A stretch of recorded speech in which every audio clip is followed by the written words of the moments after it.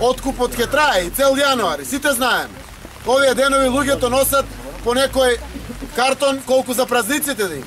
Тоа го знаеме сите. И сметки да плаќаме. Убедувајќи се, ем сметките да се ги платат, ем да ги поминат достоинствено празниците со своето семејство. Ама ова е проблем кој што се отвара и мора да биде решен. Ниту сакаме политика од ова работа, ниту ни треба политика од ова работа. Наискрено, и пред камерите, и пред вас. Ја охрабруваме влада. Дојде таква година да помогне и да го реши овој проблем. Проблемот е решник, не е нерешник. Треба само да ја одигра улогата за тоа што постои. Да биде сервис на граѓаните. Да им помогне на граѓаните за кои што постои како влада. Од тие причини сме овде, секаде ева.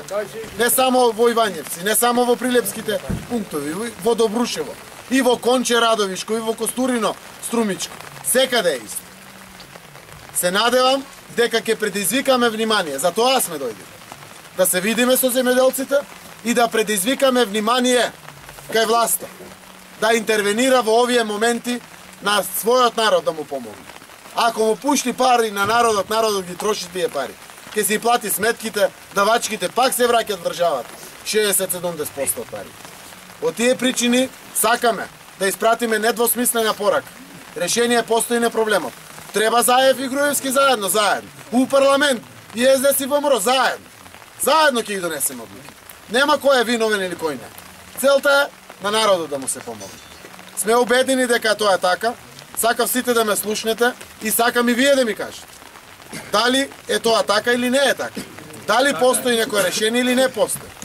Јас верувам дека постои решение. По тие причини мислиме дека постои решение на проблемот, да бидеме внимателни, пополека, да не некој вади политика од ова работа, за да може реално да се реши. 1 килограм туто 2 литри нафта. Диго турско не бил.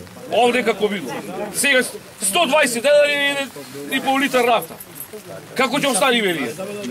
Никош не бил. Како годинава, никош не се памти да бил поевтин. Цигарите ги поскапија 12%. А тутунов го навалија. Го навалија 40%, 50%.